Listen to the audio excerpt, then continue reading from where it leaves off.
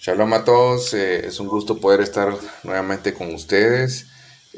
Hoy tenemos un tema muy importante. Bueno, todos los temas son importantes, pero cada vez vemos que es importante poder indagar muy específicamente en cada aspecto. Y hoy tenemos la segunda raíz del problema espiritual, ¿verdad? Como ustedes pueden ver en la presentación, lo voy a poner en presentación. Así que ustedes pueden ver acá en la portada, arriba dice 3 palabras que tal vez no estamos relacionados con el idioma hebreo tan comúnmente, pero debemos de tomar en cuenta que todo lo que está en la escritura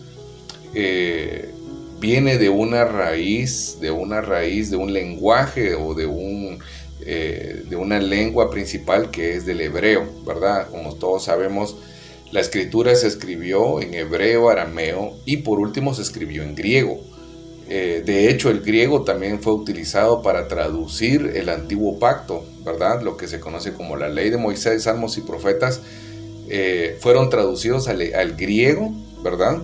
En lo que se conoce como la Biblia de los 70 o la Septuaginta.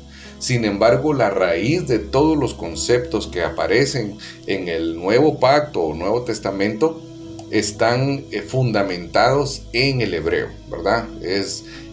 La escritura no es filosofía griega, no es filosofía china, no es filosofía de hombre, sino que es la fe que Dios le dio a su pueblo escogido, es lo que nos describe la voluntad de Dios, y Dios le dio esta palabra al pueblo escogido que fue Israel, y el idioma del pueblo de Israel era el hebreo. Entonces la escritura nos habla del tema del pecado, ¿verdad? Y como nosotros hemos hablado anteriormente, el problema del ser humano está radicado o está fundamentado en 3 raíces principales, ¿verdad?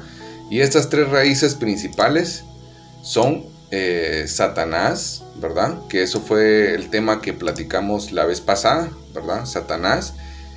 Luego está el pecado y la separación.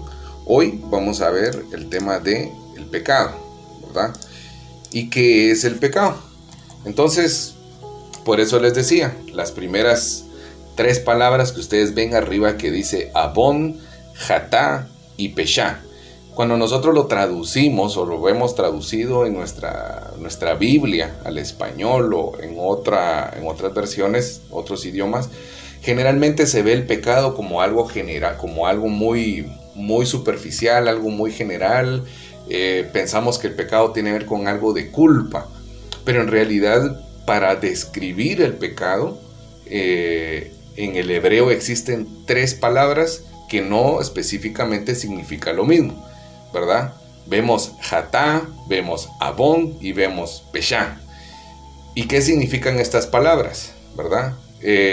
La primera que encontramos, que es Jatá, son los pecados, ¿verdad? Son, digamos, es todo aquello que el hombre comete como en ignorancia o por yerro, o sea, por equivocación. De hecho, la escritura dice, todo aquel que tenga pecado por yerro, esto quiere decir por equivocación, por ignorancia, ¿verdad? Esto es Jatá. Luego está Avon. Avon quiere decir el pecado que es producto de la debilidad, o sea, que sí se sabe qué es bien y mal, pero que se cae por la debilidad. ¿Sí? Esto puede ser, por ejemplo, el hablar mal de una persona, el falso testimonio, puede ser la codicia. Aunque sabemos que es mal, a veces nuestro propio impulso nos lleva a eso. Esto es Avon, esto es lo que se conoce como pecado. Y por último está Peshá, que Peshá es lo más grave, ¿verdad? Este es el pecado en el que incurrió Adán, y este es el de rebelión, ¿sí? Entonces, tal como lo describe en Hebreos, permítanme, voy a agregar aquí. Tal como se describe en Hebreos, no todos los pecados son perdonados por la ley de Moisés, ¿verdad? ¿Cuáles eran los pecados que sí tenían, digamos, expiación por medio de la Torá o de la ley de Moisés, por medio de estos corderos? Eran los primeros dos que acabo de decir, Jatá y Abón, que eran por hierro o por, por debilidad, pero el de rebelión tiene que ver con aquello que es un desafío a la palabra de Dios. Es aquello, es la actitud en la que, conociendo cuál es la ley, cuál es el mandamiento, cuál es la voluntad de Dios, me rebelo para hacer mi propia voluntad, y no solo eso, sino que me regocijo en el pecado, ¿verdad? O sea, me enorgullezco en el pecado, me deleito en cometer el pecado. Este es el más grave, ¿sí? ¿Por qué razón? Porque para este pecado no había expiación, no había manera, no había cordero, no había sacrificio que dar para expiación. Y este pecado, que es peshá, que es rebelión, es lo que se conoce en la cosmovisión hebrea como los pecados de tipo karet. Karet quiere decir cortar o muerte, son los pecados de muerte, ¿verdad? ¿Cuáles son estos? Hay pecados que llevan a la muerte, o se dictaminaban la ley de Moisés como pecado con sentencia de muerte. Era inevitable. ¿Y cuáles eran estos? El adulterio, ¿verdad? El adulterio, aquel que se encontraba a una persona en este pecado adulterando, debía morir, no solo esta persona, sino la otra persona con la que estaba cometiendo adulterio, debían de morir apedreados, ¿verdad? Y esto lo vemos muy bien cuando los jueces y los fariseos y los escribas de Israel quisieron tenderle una trampa a Yeshua cuando le llevan a la mujer, pero no le llevan a la otra persona que estaba cometiendo el pecado con esta mujer. Ahí debían morir los dos, ¿sí? ¿Qué otro pecado era inminente su muerte? El pecado de la rebelión contra los padres, ¿verdad? Esto está también en la ley de Moisés, que aquel hijo que fuera malvado y que fuera rebelde contra los padres lo tenían que llevar a los jueces de Israel y decir, hijo malvado es este o hijo rebelde es este, ¿verdad? Que no nos hace caso. Y entonces dice que la asamblea o los jueces de Israel dictaminaban muerte, ¿verdad? Y debían de apedrearlo fuera de la congregación, ¿sí? ¿Qué otro pecado? Idolatría, ¿verdad? El pecado de la idolatría también era de tipo karet, o sea, era de muerte. ¿Cuál era el sentido? Que estos pecados tenían una gravedad porque tenía que ver con esta voluntad de hacer lo que yo quiero, ¿verdad? Entonces, esto fue lo que ocurrió con Adán, ¿verdad? Esto no quiere decir que los demás pecados, o sea, Jatá y Abón, no sé si ustedes han visto, pero en Éxodo 34 dice, yo soy quien perdona la iniquidad, que perdona el pecado y perdona la rebelión, ¿verdad? Son tres cosas, ¿verdad?, que se indica y que normalmente en las traducciones se le da el nombre pecado en general, y entonces se mete todo en un mismo digamos, en una misma categoría. Pero en realidad hay pecado por equivocación. De hecho, dice Juan, todo aquel que diga que no tiene pecado es un mentiroso. O sea, esto quiere decir que aún nosotros, ya estando en esta fe de creer en Yeshua como el Mesías, habiendo ya entrado al Evangelio, aún nos seguimos equivocando, aún caemos en el pecado de hablar mal, en el pecado de ver mal, en el pecado de transgredir contra mi prójimo, ¿sí? Pero esto es importante aclararlo porque en la ley de Moisés está muy específico esto, y por eso es que decía Juan, ¿verdad? Y también lo dijo Pablo, que aún aquellos que no pecaron con un pecado igual al de Adán. ¿Cuál fue este pecado? El pecado de rebeldía. ¿Y en qué consiste esto? Que Adán conocía muy bien cuál era el mandamiento. Dios fue muy claro con él y le dijo, ¿verdad?, que de todo árbol del huerto podía comer, excepto del árbol del conocimiento del bien y del mal, ¿sí? Y esta condición traía una cláusula que advertía la consecuencia de lo que le esperaba al hombre al transgredir este pacto. Y dense cuenta que es un pacto, ¿verdad? Era algo que Dios le había dado al ser humano, tomando al ser humano como digno, como capaz de cumplirlo, teniendo esta confianza de que el ser humano debía guardar esta palabra, y al guardar esta palabra reconocía a Dios como su autoridad, como su creador, y con esto le daba el verdadero culto a Dios, ¿sí? O sea, al obedecer la palabra, el hombre, Adán, mantenía un culto verdadero delante de Dios. ¿Por qué? Porque estaba en obediencia. Entonces, pasando ya al tema, ¿qué es entonces el pecado y por qué es tan grave? O sea, y esto hay que verlo desde la perspectiva de las Escrituras. ¿Por qué es tan grave el pecado que llegó al punto que el ser humano, después de tenerlo todo, lo perdió todo? ¿Qué tan grave es que transgredamos la palabra de Dios? ¿Qué tan grave es que permanezcamos ignorando los mandamientos, los preceptos, los estatutos, las ordenanzas del santo bendito es, del Creador, del Dios que nos hizo? Es muy grave. ¿Y dónde empieza esto?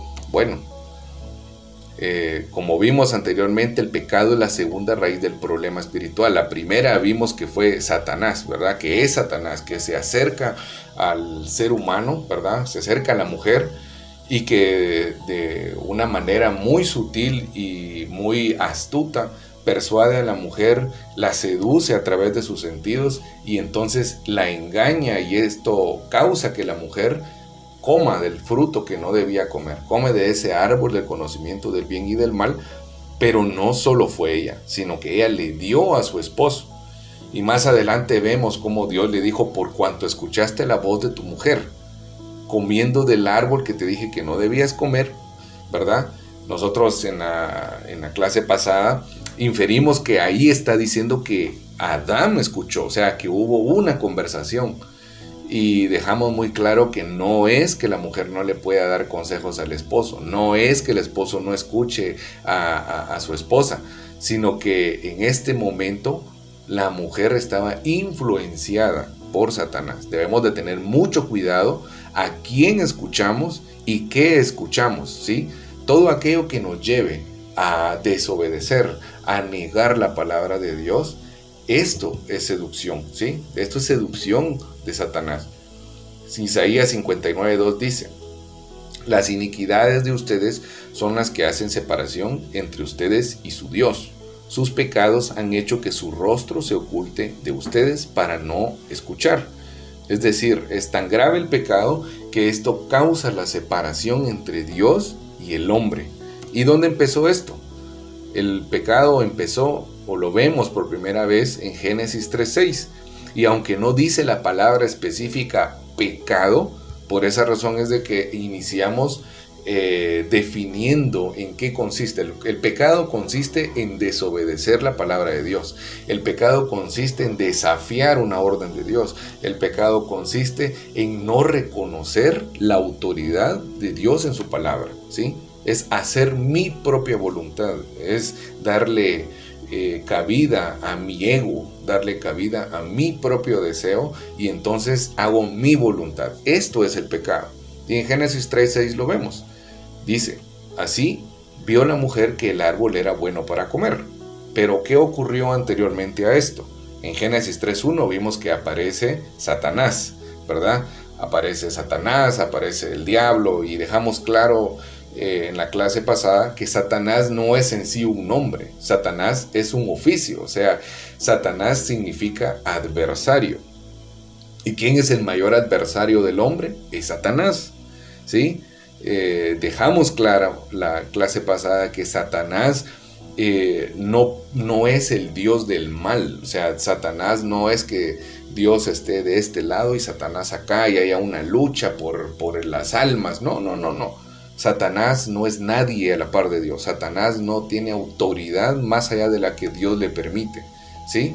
Y todo lo que le ocurrió al pueblo de Israel, de hecho en Jeremías habló en su libro de Lamentaciones y dijo: ¿quién es aquel hombre que dice este mal no nos vino por Dios? O sea, ¿quién es aquel que dice que el mal vino fuera del control de Dios? No, Dios permitió que el pueblo de Israel sufriera la conquista del reino de Babilonia y todas las demás pues adversidades que tuvieron en el reino del norte por el reino de Asiria, donde literalmente arrasaron al reino del norte.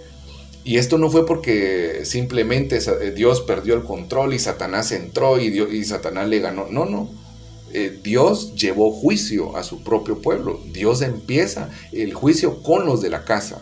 Por eso debemos de tener mucho cuidado, porque no podemos condenar a los que están aparentemente están peor que nosotros y que están en pecado. No, no. Veamos primero nosotros qué pecado hay en nosotros, porque esto es algo muy grave. Así que Satanás es este adversario que inocula el pecado en la vida del hombre. Y también se le conoce como diablo, que es divisor. ¿Por qué razón? Porque él es el que divide, él es el que por medio del pecado, ¿verdad?, dividió al hombre de Dios. El hombre le creyó a Satanás, y aquí lo podemos ver en Génesis 3:6, que dice que la mujer vio que el árbol era bueno para comer. O sea, la mujer, al escuchar las palabras, al escuchar el argumento de la serpiente, ¿verdad?, la perspectiva de la serpiente, la mujer adquirió esa perspectiva. La mujer tomó esa palabra como cierta, y entonces definitivamente, al nosotros seguir nuestro instinto, al seguir nuestra compulsión, al seguir nuestro deseo, definitivamente que vamos a despreciar la palabra de Dios. Y lo que la palabra de Dios prohíbe es lo que nosotros vemos como algo tan deseable. De hecho, dice que era agradable a los ojos y que era árbol deseado para alcanzar conocimiento, ¿sí? O sea, ese conocimiento era el que le iba a dar la posibilidad de poder decidir por sí mismo, ¿verdad?, qué es bueno para mí, qué no es bueno para mí. O sea, tomar yo el control. No que Dios tenga el control de mi vida, sino que yo quiera argumentar, que yo quiera decidir qué es lo que es mejor, ¿verdad? Entonces, esto es lo que nosotros podemos ver en Génesis 3, verso 6. Y dice: y tomó de su fruto y comió. Ahora, ¿será que hasta el momento que comió la mujer pecó? No, el pecado empezó desde antes. Y lo vamos a ver más adelante en Santiago, que dice que por nuestras propias concupiscencias, o sea, desde la concupiscencia, desde el propio deseo, desde el propio ego de la persona, desde sus pasiones, ¿verdad?, ahí inicia el pecado. ¿Por qué? Porque eso nos lleva a empezar a desear, ¿verdad? Vemos que la mujer ahí ya deseó el árbol del conocimiento. Y luego dice que esto, al ser engendrado, dice que da a luz el pecado. ¿Dónde salió el pecado? Dice: y tomó de su fruto. O sea, tomó del fruto y comió, ¿sí? Ahí se consumó el pecado. Aquí es el pecado, donde a pesar de lo que Dios dijo, a pesar de la advertencia que Dios les había dado, comió, y dice que dio también a su marido. O sea, el problema acá es que una persona que está en pecado no solamente se satisface en estar esa persona en pecado, sino que le dice a los demás: no, hombre, vení, mira, es bien rico, mira, esto es mejor, deberías de probar. Y entonces, ¿qué ocurrió? Dice que y dio también a su marido, que estaba con ella, y él comió. Así que hay dos puntos acá. El primer punto es que la mujer, ¿verdad?, transgredió por ignorancia. La mujer no conocía o no tenía, tal vez no es que no conocía, ella quiso aumentarle y sustraerle a lo que Dios dijo. Y ese fue su punto débil, ¿verdad? Pensar de que si yo le pongo esto de ni siquiera tocarlo me hace más santo, y entonces Satanás se dio cuenta de ese punto débil y le dijo que no. De hecho, ella cuando tomó el fruto pudo haberse dado cuenta de que no murió, ¿verdad? Tomó del fruto y no murió, y comió. Pero ¿qué ocurre? El hombre, que no es que estaba lejos, no es que no estaba ahí, dice que estaba con ella. O sea, el hombre no interfiere. Adán no la corrige, no le dice, recuerda el pacto, ¿no? Adán, podemos nosotros, incluso queda implícito que Adán estaba como expectante a ver qué ocurría. Aquí es la incredulidad, y a pesar de que, ¿qué importa si la mujer no murió en ese momento? ¿Qué importa? Pero Adán dijo, bueno, entonces yo como, y él comió igual que ella. Y hasta ese momento, cuando los dos comen, ¿verdad? Entonces es cuando les es abierto los ojos y se dan cuenta que no es que estaban desnudos, sino que quedaron desnudos, ¿verdad? Ellos conocieron que estaban desnudos. Esto quiere decir que tuvieron la experiencia por primera vez de encontrarse en esta falta de cobertura, en esta falta de la gloria de Dios que los cubría, y entonces ahí se dieron cuenta, apenas ahí, del inicio de la consecuencia del pecado. Ahora, el pecado trae como consecuencia la separación. En Números 15:31 dice, por cuanto han menospreciado la palabra de Adonai y ha traspasado su mandamiento, tal persona será, aquí está la palabra karetz, ¿verdad? Lo que dijimos que es cortado o que será eliminado, ¿sí? Dice, tal persona será cortada sin remedio, y su iniquidad recaerá sobre ella. Esto fue lo que le pasó a Adán. Adán, de hecho, dice en Oseas 6:3, es verdad, en Oseas 6:3, donde dice que pecaron y así como Adán transgredieron el pacto, o sea, han prevaricado. La palabra prevaricar es que omite una responsabilidad. ¿Cuál era la responsabilidad de Adán? Era guardar el huerto. ¿Y cómo guardaba el huerto? ¿Será que el huerto necesitaba de Adán en sí, del hombre Adán, para guardar el huerto? No. ¿Qué era lo único que guardaba el huerto? Era la obediencia de Adán. Adán tenía lo más importante, que era la palabra de Dios. No es que Adán, porque fuera muy guapo, que el huerto estaba muy bien, o que Adán fuera muy fornido y entonces nada le podía pasar al huerto. No, es que es la obediencia de Adán la que guardaba el huerto. Es la obediencia del rey la que hacía permanecer el respaldo de Dios en Israel. Cuando el rey buscaba obedecer y guardar los preceptos, la Torá, que es una palabra que tanto miedo da y que se piensa que eso está eliminado. No, de verdad, si nosotros leemos los 5 libros de Moisés y los vemos en lo que nos refleja, a lo que nos lleva la Torá, es al Mesías.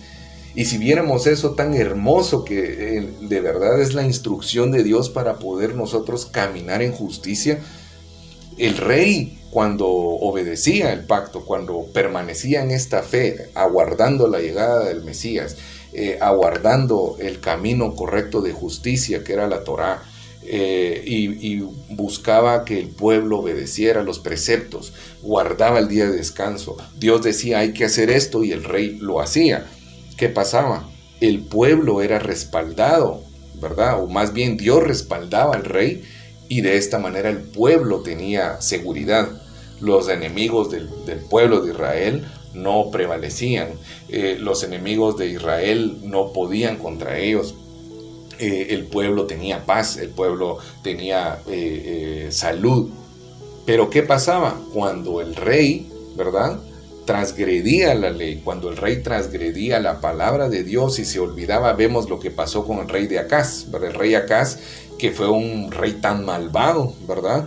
Y muchos otros reyes que por causa de fallar al pacto, también como Jeroboam, que apenas Dios, cuando había dicho se van a quedar dos tribus en el lado sur de Israel, o sea que es el reino de Judá, y a ti te voy a dar 10 tribus, que es el reino del norte. Dios le dijo a Jeroboam, te voy a dar estas tribus y tú serás rey. Y Jeroboam, ¿qué fue lo que pasó? En lugar de confiar y decir, Dios está conmigo, y guardar esa promesa y obedecer a Dios, lo primero que hace es que, por causa de su temor de que el pueblo de Israel, que tenía que ir al templo para presentar sacrificio, dijera, se van a quedar allá en el sur y entonces ya se van a voltear contra mí y me van a quitar el reino. Eso fue lo que pensó Jeroboam. ¿Y qué fue lo que ocurrió? Que él levantó ídolos, ¿verdad? Cuando él levantó ídolos, fue una gran transgresión, porque llevó, aquí otra vez vemos, no solo él comió de la idolatría, sino le dio al pueblo, y el pueblo comió de idolatría, y entonces vino juicio, y fueron arrasados, ¿verdad? Entonces, la palabra, la escritura se repite, es el mismo patrón, porque el ser humano tiene este problema, el problema espiritual, y una de estas raíces del problema espiritual es el pecado. Por eso dice, por cuanto han menospreciado la palabra del Señor y han traspasado su mandamiento, tal persona será caret, cortada, eliminada, sin remedio, y su iniquidad recaerá sobre ella, ¿verdad? Entonces, cortado quiere decir está separado, que está muerto, ¿verdad? Estar separado de Dios es muerte. ¿Y qué es el pecado? Primera de Juan 3:4, porque esta es otra cosa. Muchas veces los creyentes se enredan en debates de realmente que esto es pecado, esto no es pecado, que la mujer use pantalón es pecado, que el hombre use pelo largo es pecado, que la mujer se eche desodorante es pecado, que el hombre use pantaloneta es pecado. O sea, hemos llegado al punto de tener una mente tan simplista, de reducir el pecado a temas morales únicamente, a temas de moda, a temas de apariencia, cuando el pecado realmente es algo tan profundo que hizo que realmente Dios destituyera al hombre de su presencia. Entonces, en 1 de Juan 3:4 está la definición. ¿Qué es el pecado? Cuando alguien pregunte, ¿y qué es el pecado? No tengo que dar tantos argumentos. Simplemente en 1 de Juan 3:4 dice, todo el que practica el pecado también practica la infracción de la ley. Y aquí dice, ¿por qué? Porque el pecado es la infracción de la ley, de la Torah, ¿verdad? O sea, la ley del Señor, la ley que Dios le dio a Moisés, tenía dos funciones. Una, tenía la función de condenar, o más bien de señalar qué es el pecado, ¿verdad? Adulterar, pecado, ¿verdad? Cometer falso testimonio, eso es pecado. No honrar a padres, eso es pecado. Idolatría, pecado. O sea, la ley de Moisés, ¿verdad? Que más bien es la ley del Señor dada a Moisés, nos indica qué es lo que Dios no aprueba, qué es lo que son las restricciones, son los límites que debemos de tener. Y cuando nosotros transgredimos esos límites, transgredimos el no honrar a padre y madre, transgredimos el codiciar mujer, buey, carro, casa, lo que sea de mi prójimo, transgredimos con asesinato, y Yeshua el Mesías dijo que el asesinato no precisamente tiene que ver con matar físicamente a alguien, sino dice que aquel que esté enojado con su hermano le es asesinato. Así que esto es el pecado. El pecado es ir en contra de la voluntad de Dios. El pecado es ir en contra de la palabra de Dios. El pecado es no creer la palabra de Dios y hacer mi propio deseo. Así que esta es la infracción de la ley. Dios dijo esto no lo apruebo. Bueno, eso dice Dios, pero a mí me hace sentir bien. Eso es pecado, ¿verdad? El pecado inicia con el deseo. Y esto lo podemos ver muy claramente en Santiago 1:15. Y dice lo siguiente: después, cuando la pasión, o sea, cuando la concupiscencia o deseo, ¿verdad? Que era lo que hablábamos anteriormente. Cuando la pasión ha concebido, o sea, cuando mi deseo, cuando si yo debería hacer esto, a mí me deberían de reconocer, a mí me deberían de tomar más en cuenta en los reportes, a mí me deberían de tomar en cuenta más en la iglesia porque yo canto muy bien. Todo esto Ese es mi deseo, es mi yo hablando. Y cuando yo me convenzo de esto, busco cómo satisfacer esto, ¿verdad? Y dice que da a luz el pecado. O sea, para lograr esto que yo deseo, a mí no me importa cómo esté mi prójimo, no me importa si tengo que lastimar a mi hermano, no me importa si hay que robarle a fulano. O sea, el pecado surge, y cuando el pecado es consumado, engendra la muerte, ¿verdad? O sea, esto pasó en Edén, y vemos ahí la figura a la mujer, y realmente a veces se le echa la culpa a la mujer, pero en realidad en Romanos dice que por un hombre entró, ¿qué? El pecado, y por el pecado la muerte. O sea, por un hombre. ¿Y quién es este hombre? Adán. Es que a Adán Dios le había encargado el pacto. A Adán Dios le había encargado que guardara la palabra. Adán debía transmitirlo. Y de hecho, dice en Romanos, dice Pablo, no fue Adán el engañado, sino la mujer. O sea, Adán no es de que, ay, yo no sabía. No, Adán con conocimiento de causa sabía la consecuencia, pero no creyó en esa palabra. Así que por eso a él se le adjudica esto de que él pecó. Después dice, cuando la pasión ha concebido, da a luz el pecado, y cuando el pecado es consumado, engendra la muerte. ¿Por qué? Porque la mujer comió y el hombre comió, y ahí fue donde, después de haber comido, pero todo este proceso ya lo vimos en Génesis 3, que inició con el escuchar a la serpiente, inició con ponerle atención a lo que yo siento. Hoy en día, hoy en día la gente piensa que Dios le está hablando muchas veces, y hay que tener mucho cuidado, porque a veces yo he escuchado que dice, Dios me dijo tal cosa, o Dios me hizo sentir tal otra cosa. Y saben una cosa, el hombre tiene una dificultad por causa de estar en el pecado, tiene una dificultad tan grande, porque el hombre tiene que discernir entre cuatro voces que le hablan. La primer voz es su yo, ¿verdad? Es su carne, es su propio deseo. La segunda voz es Satanás, ¿verdad? Satanás hablando a la vida del ser humano. Tercero, la gente, lo que dice la gente. Y cuarto, el espíritu, o sea, Dios. Ahora, ¿cómo puede el hombre discernir cuándo es Satanás, cuándo es mi yo, cuándo es la gente o cuándo es Dios? Es imposible. Sin el evangelio es imposible, y aún con el evangelio, ¿por qué razón para muchos es imposible? Porque no hay una sintonía, porque no hay oración, porque no hay una relación. Si yo no escucho constantemente la voz de mi cónyuge, entonces yo la voy a confundir con cualquier persona afuera y voy a cometer adulterio. Pero si yo escucho y hablo todos los días con esta persona con la que tengo esta intimidad, entonces yo reconozco cuando es su voz. De ese mismo modo, Dios espera que nosotros podamos caminar en el Espíritu. Pero el hombre, al quedar separado de Dios, tiene esta dificultad de que tiene que discernir, y ahora vemos que muchas veces está esa confusión y le dicen, es que Dios me dijo que hiciera, y vemos que han cometido unas atrocidades por decir Dios me dijo, ¿verdad? Entonces, 1 Juan 3:8 dice, el que practica el pecado procede del diablo. O sea, no solamente, ¿verdad?, tenemos esto de que inicia con el deseo, sino que la consecuencia es de que luego de que se está en pecado, el hombre la persona le agarra, deleite a estar en el pecado, y lo practica. Esto quiere decir que es hijo de Satanás, ¿verdad? Todo el que practica el pecado es del diablo, dice 1 de Juan 3:8, y no lo digo yo, lo dice el apóstol Juan.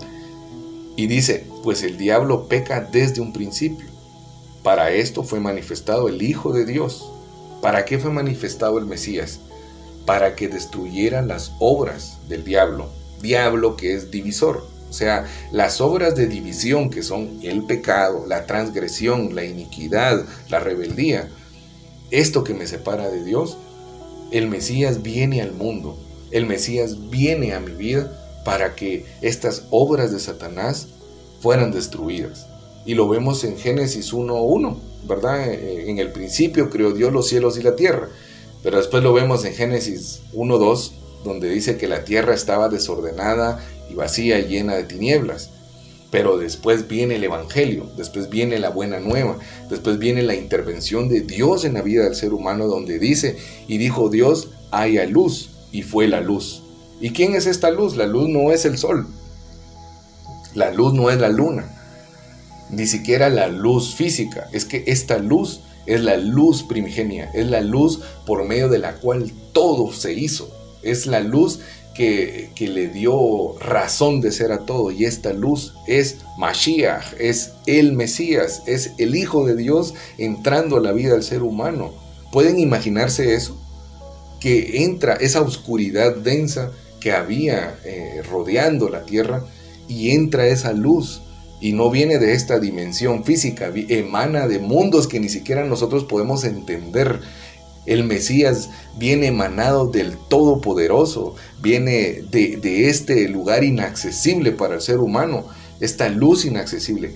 El Mesías es esta luz que entra a la realidad del ser humano en pecado, en desorden y rodeado de tinieblas, y así destruye las obras de Satanás. ¿Por qué? Porque la obra de Satanás era el desorden, el vacío y las tinieblas, que fue lo que hizo la luz. La luz dividió la luz de las tinieblas. Y el Señor dijo, a la luz llamó día y a la tiniebla llamó noche. Lo primero que hace es separar, ¿verdad? Y luego, por causa de esta separación, de estos límites, entonces Dios empieza a crear. Y Dios dice que haya aguas, empieza a llamar a la tierra, empieza a dar vida, empieza ese vacío donde no había vida, ahora hay vida por la palabra de Dios, ¿verdad? Ese desorden ahora ya tiene orden, y el Señor separa las aguas, separa la tierra, separa los cielos, establece qué animales hay en las aguas, qué animales hay en la tierra, qué animales hay en los aires. ¿Será que la palabra nos está hablando una simple historia? No, nos está hablando de verdades espirituales. Y no me cansaré de decirlo, Génesis es un libro no para leerlo como una historia de biología o de geología, aunque habla de eso, pero nos habla de algo mucho más poderoso. Nos habla de las verdades espirituales, de la verdad más importante que el ser humano necesita, al Hijo de Dios, el Mesías, Yeshua, ¿verdad? ¿Por qué es tan grave el pecado contra Dios? Y aquí es algo que a mí me impresiona mucho, que está en 1 Samuel 2:25. Aquí es Elí hablándole a sus hijos, y alguno de ustedes puede ir a ver este pasaje, ¿verdad? 1 Samuel capítulo 2, y pueden ver cómo la escritura describe que los hijos de Elí, aunque Elí era el sumo sacerdote, imagínense, Elí era el sumo sacerdote del templo, de la casa de Dios, donde estaba el atrio, donde estaba el arca del pacto. Pero los hijos de Elí estaban cometiendo actos inmorales, aún acostándose con las mujeres en el templo. O sea, los hijos de Elí, hijos de sacerdote, estaban transgrediendo. Pero Elí, el problema que tenía Elí es que Elí no los corrigió, Elí no les transmitió la palabra. Esto es extrapolado a nuestro tiempo, él no les transmitió el evangelio, él no les transmitió la buena nueva, no les transmitió la ley del Señor. Esto no deben de hacer, teman al Señor, no cometan idolatría. Él no lo hizo. Y cuando la gente le va a decir a Elí, a decir lo que sus hijos estaban cometiendo en el templo, imagínense, no era ni siquiera lejos del templo, no era ni en su casa, era en el templo. Y Elí, miren las palabras que le dijo, hasta miedo parecía que le tenía a sus propios hijos. Y les dice, ¿qué hijos? ¿Qué es esto que me vienen a decir de ustedes? Y aquí viene lo que les dice: si un hombre peca contra otro, Dios mediará por él. Y esto es cierto. O sea, si yo cometo un pecado, yo cometo transgresión contra mi hermano, no es Señor, perdóname y ya estuvo. No, yo debo ir con mi hermano y debo de pedirle perdón, debo de humillarme, debo de reconocer mi falta y existe otra cosa que es la compensación, restitución. No es de que, yo le pedí perdón y ahí mira él si sigue enojado. No, es que yo cometí la falta y Dios es quien media en esta situación. Pero hay algo muy, muy impactante y muy difícil que de la misma boca de Eli sale y dice: pero si un hombre peca contra el Señor, ¿quién intercederá por él? Hermanos, ¿quién puede interceder por nosotros ante Dios? Y sabemos quién puede interceder, pero sin este intercesor, sin este mediador, aquí en la tierra, ¿quién tenemos? ¿Quién es justo para mediar ante el Señor? Nadie. Entonces, ¿por qué es tan grave el pecado contra Dios? Es que lo que ocurrió en Edén no fue un pecado de un hombre contra otro hombre, no fue el pecado, no fue una falta de Adán contra una vaca o contra un pollo o contra un árbol. La transgresión de Adán, la rebeldía de Adán, la falta de Adán fue contra nada más y nada menos que contra el infinito, contra el Dios todopoderoso, contra el creador, contra el omnipotente, el que no tiene principio ni tiene fin. Ahora, díganme ustedes, ¿cómo el ser humano, siendo un ser creado, finito, cómo puede compensar lo infinito? Teniendo una justicia finita, ¿cómo puede compensar la justicia infinita? La justicia de Dios, el rigor de Dios exigía que el hombre debía morir. El hombre tenía que morir, hermano. Nosotros debíamos morir.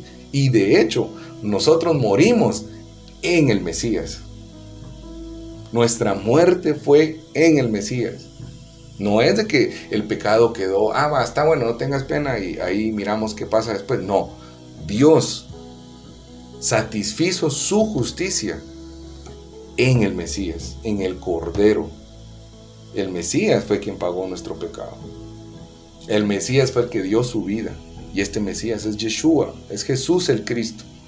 Y Él se negó a sí mismo, Él se dio por nosotros. ¿Por qué? Porque no había quien pudiese mediar. Es que no hay solución humana. Y aunque el Mesías fue instrumento de Dios para reconciliarnos con Él, tal como lo dice Pablo en su carta, que por medio del Mesías, ¿verdad? En el Mesías Dios estaba reconciliando al mundo consigo mismo, ¿verdad? El Mesías es el instrumento de Dios. El Mesías es el Cordero de Dios que no tiene pecado, que no tiene mancha, que es perfecto y que podía redimirnos del problema del pecado. Pero ¿quién podrá mediar por el hombre sin el Mesías? Es que lo que pasó en Edén es que el hombre tomó lo que no le correspondía. Al hombre se le dio una orden, a Adán se le dio una orden y usurpó un lugar, usurpó y denigró la palabra, tuvo por menos la palabra. Y esto también se puede decir que es que tuvo en poco el nombre del Señor, ¿verdad? Siendo Él la imagen y la semejanza de Dios, imagínense, Él manchó la imagen y semejanza de Dios. ¿Cómo podía Él satisfacer? Es que ¿qué podía dar el hombre para poder redimirse ante tal rebeldía? Nada. Así de grave es el pecado. Y por eso, así de tan grave era el pecado que Dios dio a su único Hijo para que fuéramos salvos por medio de Él. El resultado del pecado entonces es la separación del hombre con Dios y la muerte, ¿verdad? Génesis 2:17 vemos que Dios les dijo: no comerás del árbol del conocimiento del bien y del mal, ¿verdad? Porque el día que comas de él, ciertamente morirás. Y en pláticas anteriores vimos que en el hebreo no solamente dice ciertamente morirás, sino dice mut amut, que quiere decir muriendo morirás. Esto lo que está diciendo es que es un proceso, o sea, muriendo morirás. Desde el momento que come el fruto empieza la muerte, ¿verdad? El ser humano, desde que nace, desde que viene a este mundo, ya entró en una dimensión de muerte. ¿Por qué? Porque va a tener que morir. de niño, de joven, de adulto o de anciano, pero la muerte le va a llegar. ¿Por qué? Todo desde que nace empieza a morir. Miren qué ironía eso, qué contradictorio eso. Desde el momento que nace, el ser humano empieza a morir, empieza a padecer. Y después de esto, muere, ya no solamente físicamente, sino también eternamente. Esta es la consecuencia del pecado. En Efesios 2.1 entonces dice que la consecuencia es que quedó el hombre muerto. Efesios 2.1 dice: y Él os dio vida a vosotros, que estabais muertos en vuestros delitos y pecados, ¿verdad? Antes de que recibiera el hombre, o antes de que recibiera los efesios el evangelio, Pablo les dice: recuérdense cuál era su condición. La condición de ustedes era que estaban muertos en sus delitos y pecados. Estaban muertos, no tenían esperanza. Es esta luz de Génesis que entra a esta destrucción, separación y desorden, que era muerte. Y hasta que entra la luz del Mesías, hasta que viene la revelación del Mesías a la vida del ser humano, adquiere vida. Y ese es el nuevo nacimiento. O sea, prácticamente lo que les está diciendo: ustedes nacieron de nuevo. Y recuérdense que antes estaban muertos en delitos y pecados. Y ya vimos qué es el pecado, ya vimos en qué consiste esto. Estábamos muertos en estar transgrediendo todos los días de manera consciente o inconsciente, pero deleitándonos en el pecado, deleitando nuestra lengua. Y espero que ya no sea así.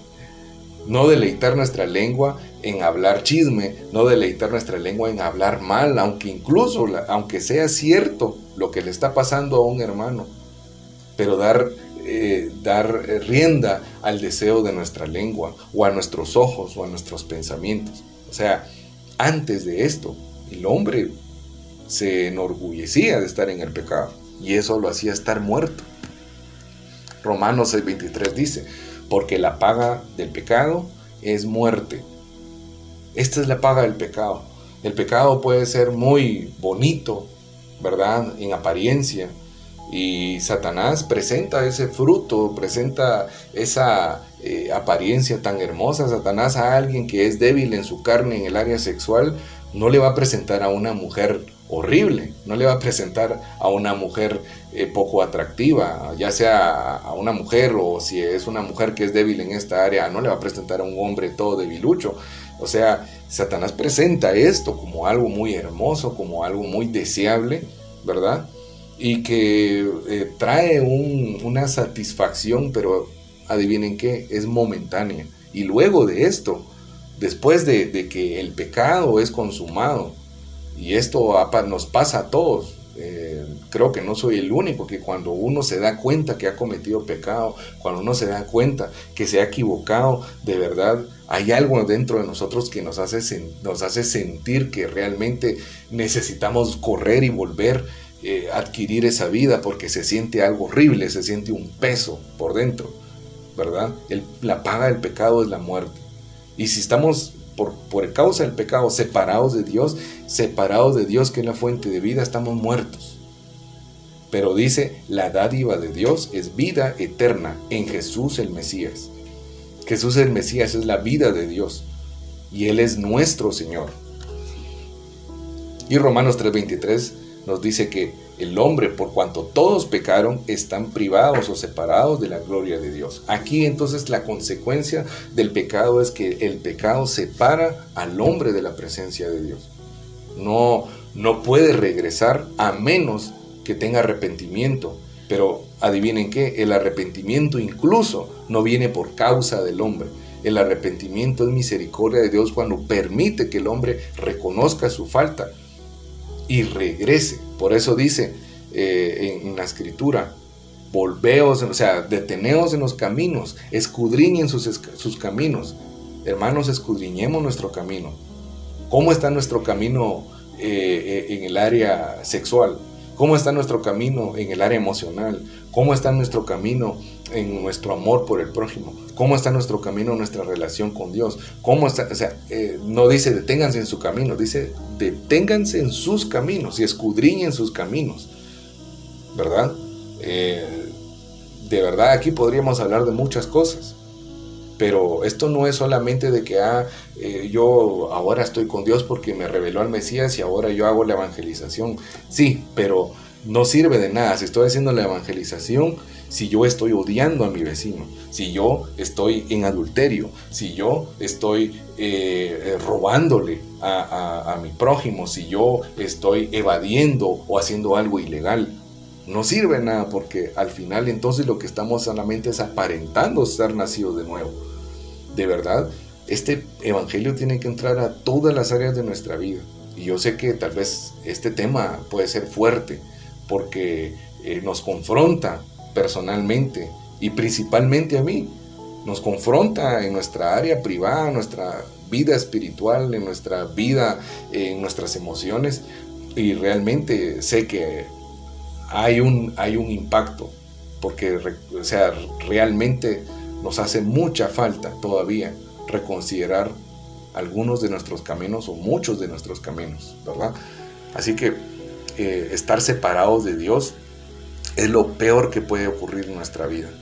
Por eso estar separado de Dios es estar separado del deleite, estar separado de la vida, estar separado de la bendición, estar separado de la paz, estar separado de la salud, ¿verdad? Isaías 59:2 dice que las iniquidades, le habla a Isaías al pueblo de Israel, pero no solo se está refiriendo a Israel, sino que se está refiriendo al ser humano en general. Las iniquidades de ustedes son las que hacen separación entre ustedes y su Dios. Sus pecados han hecho que su rostro se oculte de ustedes para no escuchar, ¿verdad? Entonces, esta es la consecuencia. Estar separado de Dios es la consecuencia del pecado. Quisiera que viéramos también Génesis 6:5, y aquí creo que voy a tener que... Y el Señor vio que la maldad era mucha, ¿verdad? La maldad de los hombres era mucha en la tierra. Y aquí aparece lo que habíamos dicho hace 4 o 3 clases, que era lo que en hebreo se ve como el Yetzer Hará, que es la impulsión, la compulsión. Es algo incontrolable, es algo que siempre está dispuesto a hacer el mal, ¿verdad? Dice, y toda intención de los pensamientos de su corazón era solo hacer siempre el mal. O sea, y esto no tiene que ver únicamente con que voy a ir a matar a fulano, voy a ir a robarle a sultano. No, esta intención, esta compulsión al mal es la desesperación o el deseo de hacer mi voluntad. Dios dice esto, pero yo voy a hacer esto otro. Dios dice, no vayas por acá, sí, pero a mí me gusta más ir por acá. Esta es una compulsión. Y esto fue lo que Dios vio en el ser humano. Y es lo que sigue hasta el momento. Salmos 38:4. Vamos a ver. Salmos 38, verso 4. Y dice, porque mis iniquidades han sobrepasado mi cabeza, como pesada carga, pesan mucho para mí, ¿verdad? O sea, esto quiere decir que David está hablando que sus transgresiones, su pecado ha sobrepasado la cabeza, o sea, es de mayor cantidad, y que no solamente lo ha sobrepasado, sino que es una gran carga. De verdad, cuando hay pecado en nuestra vida y escuchamos que alguien dice, ay hermano, usted de verdad es una gran bendición, de verdad por dentro está este peso, esta carga, incluso hasta llega a decir uno, si supiera. O sea, de verdad el pecado se vuelve una pesada carga. Por eso Yeshua, nuestro Mesías, dijo en Mateo 11:27, venid a mí todos los que estén cargados y cansados, y yo os haré descansar. Es que el peso de todo mi pecado, ¿verdad? Que era tan pesado para mí, Dios en su misericordia, el Padre de la gloria, traslada este pecado y lo traslada a el cuerpo del Mesías. Hermanos, nuestro Mesías, nuestro ungido, nuestro rey, nuestro sacerdote y profeta, de verdad, lo que padeció en la cruz no fue cualquier cosa. Padeció el pecado, o sea, padeció la consecuencia del pecado, aunque él no tenía pecado, aunque él siempre buscó la voluntad de Dios, aunque él se mantuvo intacto y sin mancha delante de la ley del Señor. De verdad, Él cargó nuestra culpa, por eso dice que el precio de nuestra paz fue sobre Él. Es que cuando tenemos algo pesado no nos deja en paz. Y lo pueden ver cuando tenemos estrés, ¿verdad? Alguien que está estresado no puede dormir. Se siente un gran peso en la espalda, en los hombros. De verdad el pecado es pesado. Y David lo definía así. También me gustaría que viéramos Salmos 40:12.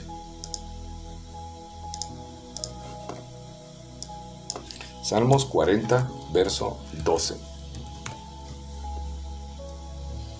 Dice, porque me rodean. ¿Qué es lo que lo rodea? Dice, me rodean males sin número. Mis iniquidades me han alcanzado y no puedo ver. Son más numerosas que los cabellos de mi cabeza. Imagínense, son más numerosas que los cabellos de mi cabeza. Y el corazón me falla. Qué palabras tan duras.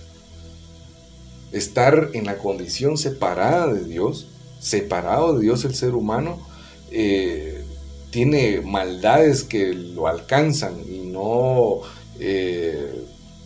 incluso son casi imposibles de contar cuántas veces nos hemos equivocado. Y dice, y el corazón me falla, o sea, el corazón desfallece, ¿sí? El problema del pecado es algo muy grave.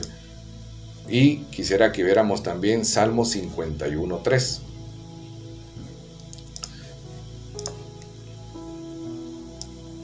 Salmo 51, verso 3. Porque yo reconozco mis transgresiones y mi pecado está siempre delante de mí. David en este momento hablando dice, él reconoce que ha transgredido, ¿verdad? Él reconoce sus transgresiones y que el pecado de él está delante el pecado de él está delante de él. Y esto es lo que pasa. Satanás se presenta delante del Señor para acusarnos. Él presenta acusación delante del Padre.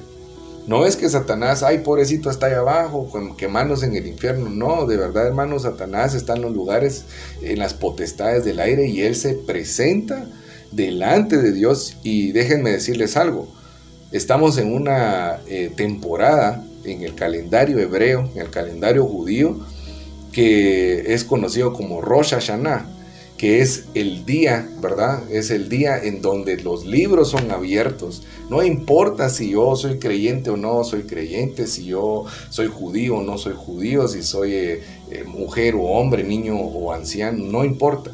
Los libros de mi vida son abiertos en este tiempo y se presenta acusación delante del Señor.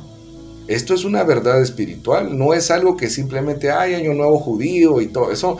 De verdad, hermanos, lo que pasa espiritualmente en esta temporada. ¿Por qué ven ustedes que septiembre es un mes que se ha vuelto tan convulso? Por esto mismo, porque hay juicio. Y Satanás presenta acusación delante del Padre. Pero ¿saben cuál es la esperanza? Que tenemos abogado delante del Padre. Y Juan lo dijo, esta es la esperanza. Que si hemos pecado, que reconozcamos, que nos arrepintamos, y dice, abogado tenemos delante del Padre, a Yeshua el Mesías, nuestro Señor. Él es nuestro abogado, Él es a quien podemos recurrir. ¿Por qué? Porque Él es el único que puede mediar entre Dios y nosotros, Él es el que puede interceder, Él es el sumo sacerdote. Y este día de Yom Kippur, que es el único día que se presentaba una vez al año, el sumo sacerdote, es lo que dentro de 5 días ocurre, aunque no esté el templo, espiritualmente sigue ocurriendo eso. Así que no son cosas nada más de historia de Israel, de verdad, nuestra transgresión, nuestro pecado, de verdad, Satanás se presenta delante del trono de Dios para presentar acusación. ¿Por qué? Porque Satanás se alimenta de eso. Hablábamos la vez pasada que el Señor le dijo que comerás del polvo, o sea, te arrastrarás y comerás del polvo. Y el hombre separado de Dios quedó reducido a polvo. Y si nosotros continuamos en esta persistiendo en esta condición de satisfacer nuestro deseo, satisfacer nuestra voluntad, hacer lo que yo quiero, no reconocer los mandamientos de Dios, no reconocer la palabra, no creer en el evangelio, no creer en el ungido de Dios, entonces nosotros le estamos dando un gran banquete a Satanás, le estamos dando de comer a la serpiente. Se está alimentando de nuestro polvo, porque esto es el hombre terrenal, esto es el vivir de esta manera, es vivir bajo las corrientes de este mundo. Y Satanás es el que se alimenta de esto, los espíritus inmundos son los que se alimentan de esto. Me gustaría que viéramos también Isaías 64:6.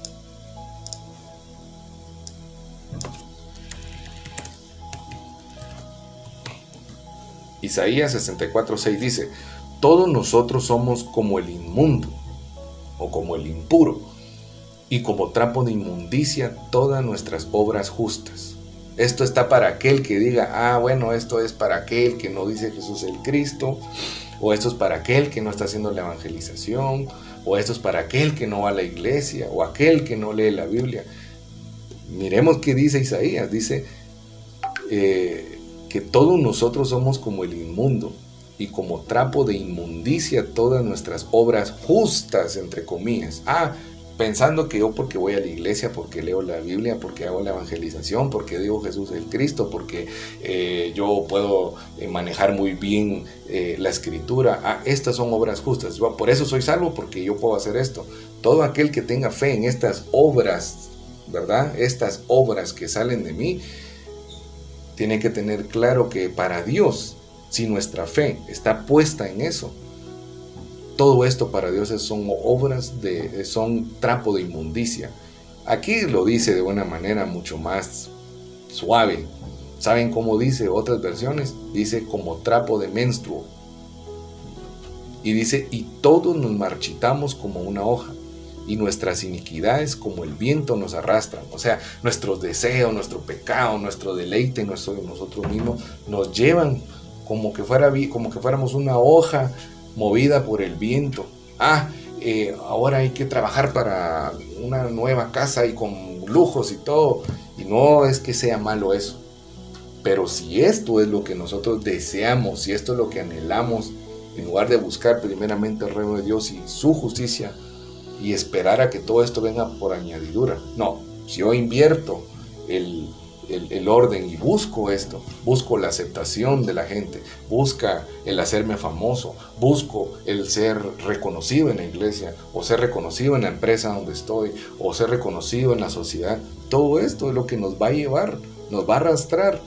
¿Por qué? Porque como ahí está nuestro tesoro, donde está tu tesoro, ahí está tu corazón, y esto es lo que nos va a arrastrar a cometer pecado para alcanzar esto. Y yo la verdad es que creo que vamos a tener que dejarlo por acá, porque el tema es un poco largo, ¿verdad? Nos quedan 2 puntos todavía para poder hablar, pero por tema de tiempo, ¿verdad? Por tema de tiempo, si no salimos a las 12 de la noche. Pero creo que hasta el momento donde vamos ha quedado claro realmente qué tan grave es el pecado. Y el pecado no es de que simplemente ahora podemos ver que no es de que no se corte el pelo, no se ponga falda, o no se ponga pantalón, no se ponga pantaloneta, o no haga esto. No es eso. La esencia del pecado está en desobedecer la palabra de Dios. Y desobedecer la palabra de Dios es no reconocer la autoridad de Dios sobre mi vida, es hacer gala de mi propio ego, es satisfacer mi deseo y hacer mi voluntad. Ahí es donde está la esencia del pecado, ¿verdad? Seguir mi voluntad y no la voluntad de Dios. Y para seguir mi voluntad, sigo comiendo del árbol del conocimiento del bien y el mal, sigo yo definiendo qué es lo bueno, qué es lo malo, qué es lo que sí está bien, qué es lo que no está bien. Pero separado de la palabra, de verdad, lo único que tengo es mi propio deseo. Así que yo dejo este tema, ¿verdad? Y le pido al Señor que podamos cada día poder ver este patrón que se ha repetido desde Génesis hasta Apocalipsis, desde la época de Adán hasta Yeshua y de Yeshua hasta nuestros días. Se sigue repitiendo este patrón, ¿verdad? Si ustedes se dan cuenta, nosotros decimos que toda la escritura nos habla de un solo tema. ¿Y cuál es ese único tema? Es el Evangelio, ¿sí? La buena nueva. ¿Y cuál es ese único tema? ¿Quién es el Evangelio? Es el Mesías. Jesús el Cristo es el Evangelio. Y la Torá, la ley de Moisés o el Antiguo Testamento, como ustedes lo quieran llamar, los 5 libros de Moisés, la ley, me señala al Mesías, me lleva al Mesías. Los salmos me llevan y me hablan del Mesías. Y los profetas me anuncian y me advierten sobre el Mesías. ¿Y qué hace el nuevo pacto? Los escritos de los apóstoles, las cartas de Pablo, me confirman que ese Mesías ya vino y que va a volver. Así que ese mismo mensaje es el que se mantiene en toda la escritura. Pero me gustaría agregar algo más. La escritura presenta 2 patrones, ¿sí? Yeshua habló de 2 caminos, el camino ancho, ¿verdad? Y el camino angosto. Desde el principio de la escritura nos habla de estos 2 patrones, ¿sí? Nos presenta Romanos, ¿verdad? Pablo nos presenta en Romanos 5 la comparación entre el primer Adán y el segundo Adán. Uno que tenía un cuerpo espiritual, que tenía una perfecta conexión con Dios, que no padeció o que no debía padecer muerte, que no padecía hambre, que no padecía enfermedad, que no padecía nada, que lo tenía absolutamente todo para obedecer, ¿verdad? Pero falló. Se fue por buscar su deseo y nos presenta al segundo Adán, aquel que venía en semejanza de pecado. ¿Qué quiere decir esto?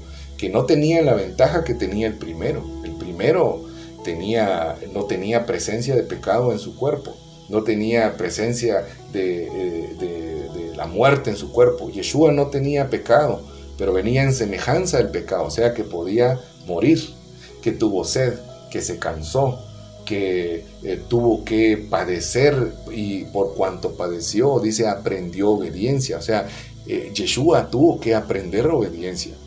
Y miren de qué manera, que se despojó de sí mismo y se hizo siervo y se humilló a tal punto que fue obediente hasta la muerte, y muerte de cruz. 2 patrones, ¿verdad? Luego vemos a Abel y a Caín, 2 patrones nuevamente.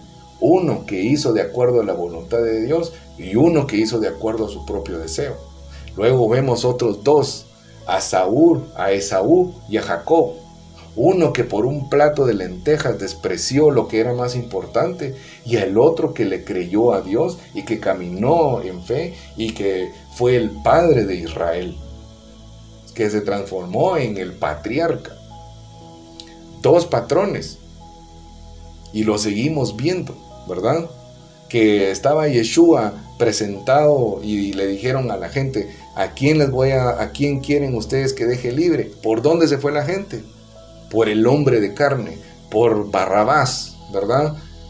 Y no eligió a Yeshua. Estos mismos patrones nos presentan 2 caminos, el camino ancho y el camino angosto. Ahora, ¿qué camino seguiremos nosotros? Porque la Biblia incluso presenta 2 serpientes. La serpiente, ¿verdad? La serpiente antigua y la serpiente que fue levantada en el desierto. La serpiente de bronce que levantó Moisés. ¿Cuál de las 2 vamos a seguir? ¿A cuál de las 2 vamos a ver? ¿A la serpiente del desierto o a la serpiente del huerto? ¿La serpiente antigua o la serpiente que Dios levantó en el desierto para que todos fueran salvos? 2 patrones, 2 naturalezas. Así que la escritura, hermanos, no es un libro de historias.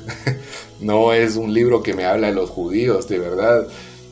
La escritura es lo más grande que el Señor nos ha dejado para que podamos conocerle. Y por medio de la escritura podemos ver la voluntad de Dios. Y la Escritura nos habla acerca de este Mesías que fue prometido, el Mesías que vino y el Mesías que va a volver. Y que el Santo bendito sea, permita que sea en nuestros días.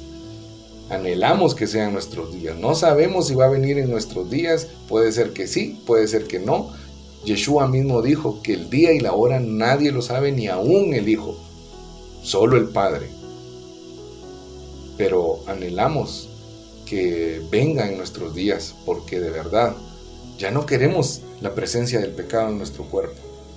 Yo ya no quiero pecar ni siquiera por yerro, ni por una transgresión como la que vimos de Abón, de Hatat, mucho menos la de Peshá, que es de rebeldía, que es un pecado que lleva de muerte.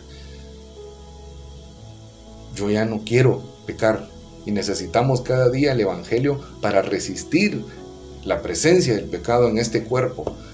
Pero nuestra redención consiste que cuando venga Yeshua el Mesías, aquello que nosotros aún no hemos manifestado físicamente lo que somos, cuando Él venga, dice la palabra, sorbida es la muerte en victoria. Tendremos un cuerpo inmortal para recibir toda la gloria, para recibir no que nos den la gloria a nosotros, sino recibir, ser un recipiente adecuado para recibir esta luz, para recibir la presencia en todo su esplendor en nuestra vida, para la gloria de Dios. Yo no sé si esto les emociona, yo no sé si esto para ustedes realmente es una buena nueva, pero estamos a la espera de que esto ocurra, y que estas tumbas que están ahí atrás literalmente se van a romper, y van a salir aquellos que creyeron y que durmieron en el Mesías, y los que estén dormidos en el cementerio, ya sea de Masate, sea de Cuyo, de Mbuate, o cualquier parte del mundo, pero que hayan dormido en el Mesías. Tenemos la esperanza que van a ser levantados y los sepulcros serán quebrados, y veremos nuevamente a estas almas, a estas personas con un cuerpo glorificado. Así que la paga del pecado, que era muerte, ya fue resuelta, y eso es lo que vamos a ver en la segunda parte de este tema, ¿verdad? Me gustaría orar para terminar el tema.